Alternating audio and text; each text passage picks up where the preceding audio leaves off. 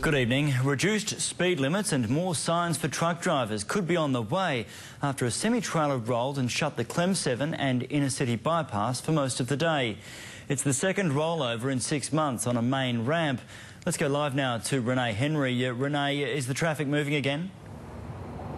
Max, the scene was cleared just a couple of hours ago, more than 8 hours after the crash, and luckily just in time for this afternoon's commute. It was a very different story, though, this morning for commuters. They were forced to find detours or head straight into the city traffic. They weren't happy. Truck drivers aren't happy either. They're demanding safety upgrades.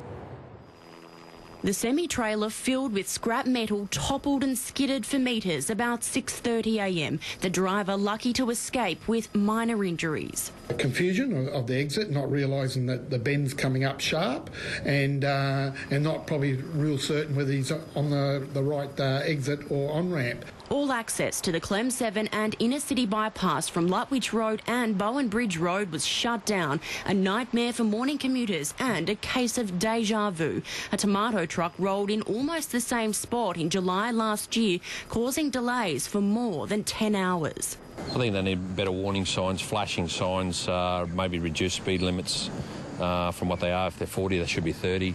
Daryl Birtwistle has driven tankers for 40 years and experienced losing control of a truck firsthand.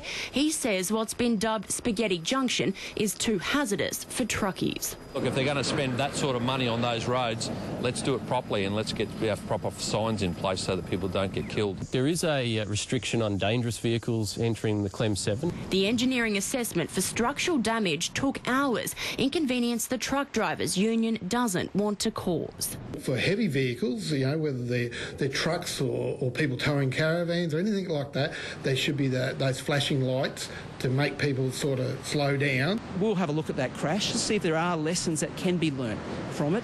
Perhaps there's a lesson all drivers can learn.